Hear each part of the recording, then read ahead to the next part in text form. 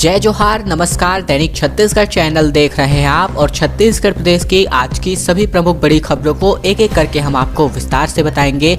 इससे पहले अगर आप छत्तीसगढ़ प्रदेश के हैं, छत्तीसगढ़ समाचार ठीक इसी प्रकार रोजाना देखना चाहते हैं तो नीचे लाल कलर का सब्सक्राइब बटन दिया है, जिसे दबाकर इस चैनल को आपको सब्सक्राइब करना है। सबसे पहली बड़ी खबर है, छत्तीसगढ़ में 20 दिसंबर को चुनाव होने वाला है। निकाय चुनाव के लिए 27 नवंबर से नामांकन की प्रक्रिया शुरू होगी। 23 दिसंबर को ही विजेता की घोषणा होने वाली है। छत्तीसगढ़ राज्य निर्वाचन आयोग ने बुधवार को नगरीय निकाय चुनाव का कार्यक्रम घोषित कर दिया। प्रदेश के 10 जिलों के 15 शहरों में नगरीय निकाय चुनाव के लिए मतदान 20 दिसंबर को होगा। 16 शहरों के 17 वार्डों में उपचुनाव भी होगा। नामांकन की प्रक्रिया 27 नवंबर से ही शुरू होगी। 23 दिसंबर की रात तक मतगणना के बाद विजेता की घोषणा भी कर दी जानी है। इसके अलावा नवा रायपुर स्थित राज्य निर्वाचन आयोग कार्यालय में राज्य निर्वाचन आयुक्त ठाकुर राम सिंह ने बताया है कि चुनाव वाले शहरों और वार्डों में तत्काल प्रभाव से आचार संहिता लागू हो जाएगी। संबंधित जिला प्रशासन चुनाव की अधिसूचना 27 नवंबर को जारी करेगा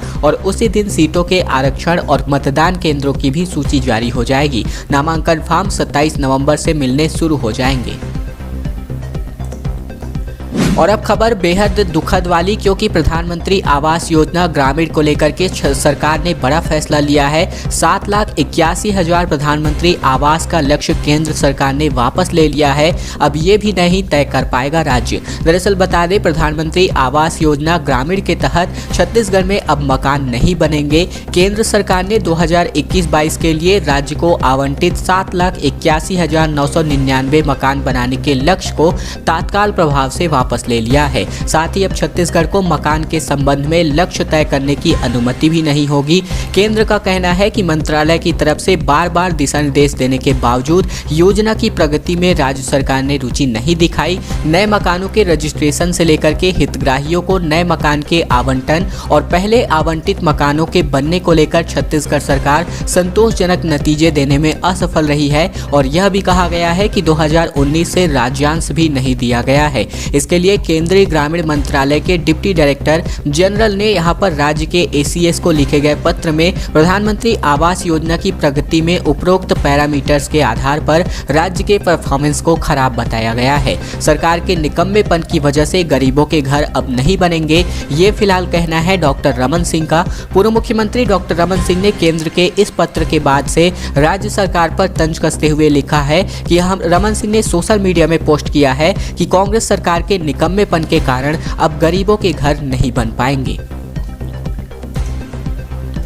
चिटफंड निवेशकों को लगभग 9 करोड़ 78 लाख रुपए अभी तक सरकार ने वापस लौटा दिए हैं। मुख्यमंत्री भूपेश बघेल ने कहा कि धोखेबाज कंपनियों के डायरेक्टर की प्रॉपर्टी नीलाम करेंगे और वापस लोगों के रुपए करेंगे। दरअसल छत्तीसगढ़ में निवेशकों को धोखा देने वाली चिटफंड कंपनियों पर कार्यवाही लगातार जारी है। इसी बीच प्रदेश में अब तक 16,796 निवेशकों को उनके 9 करोड़ 78 लाख रुपए से भी ज्यादा लौटा दिए गए हैं। इसके लिए चिटफंड कंपनियों और उनके निवेशकों की संपत्तियों को नीलाम किया जा रहा है। उससे आने वाली रकम निवेशकों के खाते में ऑनलाइन ट्रांसफर कराई जा रही है। ऐसा करने वाला छत्तीसगढ़ पहला राज्य हो गया है। साथ ही आरोपी निवेशकों के खिलाफ भी कार्यवाही जारी है। मुख्यमंत्री भूपेश बघेल के मुताबिक चिटफंड कंपनी याल्को के real estate and agro farming limited के 16,796 निवेशकों को यह रकम लौटाई गई है। चिटफंड कंपनियों की धोखाधड़ी के खिलाफ लगातार कार्यवाही की जा रही है। मंशा है कि शासन निवेशकों को हर संभव तरीके से न्याय दिलाने में मदद कर सके। उन्होंने बताया कि अभी तक 2 करोड़ 46 लाख रुपए ट्रांसफर किए गए हैं। इससे पहले 7 करोड़ 32 लाख रुपए से भी ज्यादा की राशि ट्रांसफर हो गए थे।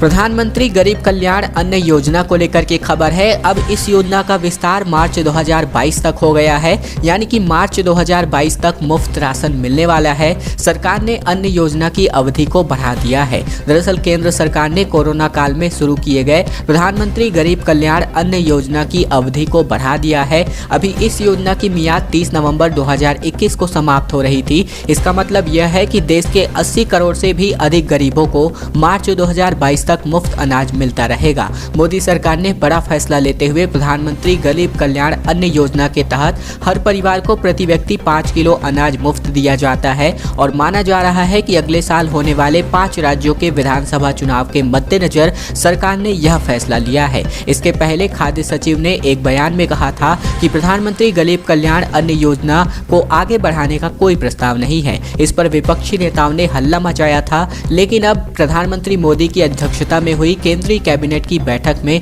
यह बड़ा फैसला कर लिया गया है। कवर्धा विवाद भुनाने के लिए सड़क पर भाजपा उतर आई है। सीएम हाउस घेरने के लिए निकले सांसद और विधायक, पुलिस ने रोका तो उलझ गए। पूर्व मुख्यमंत्री डॉक्टर रमन सिंह को भी गिरफ्तार किया गया। दरअसल 2 महीने पहले कवर्धा में हुई सांप्रदायिक हिंसा की आग ठंडी हो चुकी है, लेकिन राजनीतिक माइलेज का खेल अब भी जारी है। कवर्धा मुद्दे पर भाजपा एक बार फिर से सड़क पर उतर चुकी है। प्रदेश अध्यक्ष विष्णुदेव साय की अगुवाई में भाजपा के सांसद और विधायकों सहित पार्टी कार्यकर्ता सीएम हाउस घेरने निकले। सिविल लाइन थाने के पास पुलिस ने उन्हें रोक लिया। हल्की धक्का मुक्की के बाद पुलिस ने सभी नेताओं को गिरफ्तार कर सिविल लाइन्स थाने में बिठा दिया। इधर गिरफ्तार नेताओं में पूर्व मुख्यमंत्री डॉक्टर रमन सिंह का नाम भी शामिल है। भाजपा नेताओं ने दोपहर बाद राजबंधा तालाब स्थित जो एकात्म परिसर है, इससे रैली निकाली। हाथ में नारे लिखे तख्तियां लिए भाजपा नेताओं ने रैली निकाली और ये रैली शहीद स्मारक शास्त्री चौक होते हुए कलेक्ट्रेट चौक स्थित भीमराव अंबेडकर के चौक पर पहुंची, जहां पर भाजपा नेताओं ने कुछ देर तक प्रदर्शन किया। वहां से रैली राजभवन को पार कर सर्किट हाउस रोड पर आगे बढ़ी और सिविल लाइन थाने के पास पुलिस ने इस रैली को आगे बढ़ने से रोक लिया। इस दौरान भाजपा नेताओं का पुलिस से विवाद हुआ और हल्की धक्का मुक्की के बाद भाजपा नेताओं ने जब लौटने से इनकार कर दिया तो पुलिस ने उन सबको गिरफ्तार किया है। प्रदेश के 4500 हाई स्कूल और हायर सेकेंडरी स्कूलों में किताब भेजी जानी है। राज्य की 36 महान विभूतियों पर एक किताब लिखी गई है। 9वीं से 12वीं तक के छात्र इसको पढ़ने वाले हैं। राज्य के 9वीं से लेकर के 12वीं तक के लाखों छात्र अब छत्तीसगढ़ की 36 महान विभूतियों की कहानी पढ़ने वाले हैं। छात्रों को महान शख्सियतों के जीवन से अवगत कराने के मकसद से SCERT ने अभी तक छत्तीसगढ़ की विभूतियों के नाम से पुस्तक का प्रकाशन किया है। 74 पेज की इस किताब में स्वतंत्रता संग्राम सेनानी से लेकर छत्तीसगढ़ राज्य गठन में अहम भूमिका निभाने वाली कुल मिलाकर 36 विभूतियों की कहानी को 2-2 पेज में प्रकाशित की गई है। किताब में धर्म गुरुओं को भी स्थान दिया गया है। किताब राज्य के सभी सरकारी हाई स्कूल और हायर सेकेंडरी स्कूलों की लाइब्रेरी में रखी जाएगी। स्टूडेंट्स जब चाहे इन्हें पढ़ करके महान विभूतियों की जीवन से प्रेरणा ले सकेंगे। किताब को कोर्स में शामिल फिलहाल नहीं किया गया है। बस्तर में फिजियोथेरेपी की मिलेगी घर पहुंच सेवा। मुख्यमंत्री ने हरी झंडी दिखा करके वाहन को रवाना किया। 1735 करोड़ की चिराग योजना का भी शुभारंभ हुआ है। दरअसल छत्तीसगढ़ के मुख्यमंत्री भूपेश बघेल ने जगदलपुर प्रवास पर रहे और वहां पर सबसे पहले वे धर्मपुरा में स्थित वृद्धाश्रम पहुंचे। यहां वृद्ध महिलाओं से उन्होंने मुलाकात की। साथ ही वृद्ध महिला सोनदाई के हाथों सियान वाटिका में फिजियोथेरेपी केंद्र का शुभारंभ करवाया। मुख्यमंत्री ने फिजियोथेरेपी ऑन द व्हील को हरी झंडी दिखाकर रवाना किया। इससे लोगों को घर पहुंच फिजियोथेरेपी की सुविधा मिलेगी। इसके साथ ही चिराग परियोजना का उन्होंने शुभारंभ भी किया। सीएम के साथ कृषि मंत्री रविंद्र चौबे, आबकारी मंत्री कवासी लखमा, बस्तर सांसद दीपक बैज भी मौजूद थे। इस दौरान मुख्यमंत्री ने आम सभा को संबोधित किया। मुख्यमंत्री ने कहा कि 1735 करोड़ रुपए की चिराग परियोजना की शुरुआत बस्तर से हो रही है और इस योजना का लाभ यहाँ के किसानों को मिलेगा। यहाँ के लोगों को आर्थिक रूप से सशक्त किया जाएगा। नौकरी ढूंढने वाले युवाओं के लिए थोड़ी सी अच्छी खबर है। 102 पदों पर भर्तियां होने वाली है। 8वीं पास भी अपना आवेदन कर सकते हैं। दरअसल अगर आप नौकरी की तलाश कर रहे हैं तो ये खबर आपके लिए महत्वपूर्ण है। राजधानी के रोजगार कार्यालय के माध्यम से तकरीबन 2 माह बाद प्लेसमेंट कैंप फिर से आयोजित किया जा रहा है। एक निजी कंपनी द्वारा बेरोजगारों को ठगने की घटना सामने आने के बाद से प्लेसमेंट कैंप लगाना बंद कर दिया गया था। दरअसल जिला रोजगार कार्यालय के द्वारा बुधवार को सुबह 11 बजे से लेकर के शाम 4 बजे तक पुराना पुलिस मुख्यालय परिसर जिला रोजगार कार्यालय में प्लेसमेंट कैंप का आयोजन किया जा रहा है। कैंप में निजी कंपनी द्वारा computer operator, marketing, security guard, assistant supervisor, agent के 102 पदों पर भर्तियां की जानी हैं। एक अच्छी खबर आ रही है। छत्तीसगढ़ में नियम के संशोधन की वजह से 21,000 से ज़्यादा सहायक शिक्षकों को पदोन्नति मिलेगी। ये लोग जो है प्रधान पाठक बन सकेंगे। दरअसल शिक्षकों की पदोन्नति में 5 वर्ष के शैक्षणिक अनुभव को वन टाइम रिलैक्सेशन के तहत घटाकर 3 वर्ष करने का छत्तीसगढ़ टीचर्स एसोसिएशन बालोद के जिलाध्यक्ष दिलीप साहू ने स्वागत किया है। उन्होंने बताया कि सामान्य प्रशासन व वित्त विभाग से सहमति के बाद कैबिनेट में प्रस्ताव कर आदेश जारी करने की मांग एसोसिएशन के प्रदेश अध्यक्ष संजय शर्मा ने कमलप्रीत सिंह सचिव स्कूल शिक्षा विभाग व केसी काबरा अतिरिक्त संचालक से मुलाकात कर दी थी। उन्होंने बताया कि रायपुर संभाग में 5,072, बिलासपुर संभाग में 4,690, दुर्ग संभाग में 4,269 तो वहीं बस्तर संभाग में 3,648, सरगुजा संभाग में 4,032 के तकरीबन करीब शासकीय प्राथमिक शाला के प्रधान पाठकों के पदों पर एलबी संवर्ग के सहायक शिक्षकों को पदोन्नति का लाभ मिलने वाला है।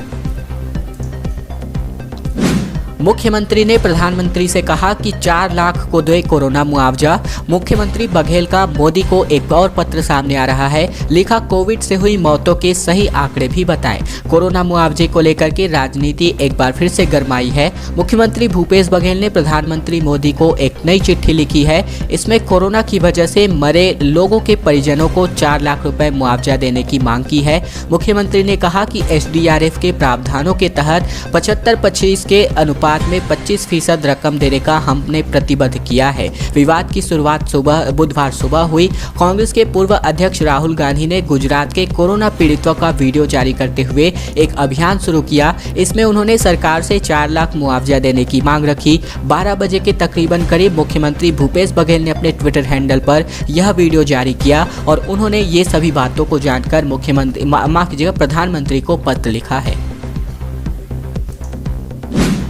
300 किलोमीटर साइकिल चलाकर धरना देने वाले हैं धन सिंह। दरअसल बता दें कि जगदलपुर निगम में चल रहे भ्रष्टाचार के खिलाफ भाजपा पार्षद का अनोखा विरोध सामने आ रहा है। मुख्यमंत्री बंगले के सामने अपना प्रदर्शन करने वाले हैं। छत्तीसगढ़ के जगदलपुर नगर निगम के पार्षद धन सिंह नायक अपनी मांगों को लेकर साइकिल से रायपुर रवाना हो गए हैं। वे तकरीबन 300 किलोमीटर का सफर तय करके राज्यपाल अनुसुईया उइके से मुलाकात करेंगे। जगदलपुर नगर निगम में हो रहे भ्रष्टाचार के खिलाफ मुख्यमंत्री निवास के बाहर धरने पर भी बैठेंगे। बताया जा रहा है कि पिछले 6 महीने में दूसरी बार वे साइकिल से राजधानी रायपुर जा रहे हैं। जवाहर नगर वार्ड के बीजेपी पार्षद धन सिंह नायक के मुताबिक जनहित के मुद्दे वीड हार्वेस्टिंग खरीदी में भ्रष्टाचार की जांच, डस्टबिन खरीदी घोटाले की जांच और वार्ड के विकास की मांग को लेकर राज्यपाल को ज्ञापन दूंगा। वार्ड की समस्या को लेकर पिछले 2 दिनों से जगदलपुर में ही वे धरने पर बैठे हुए थे।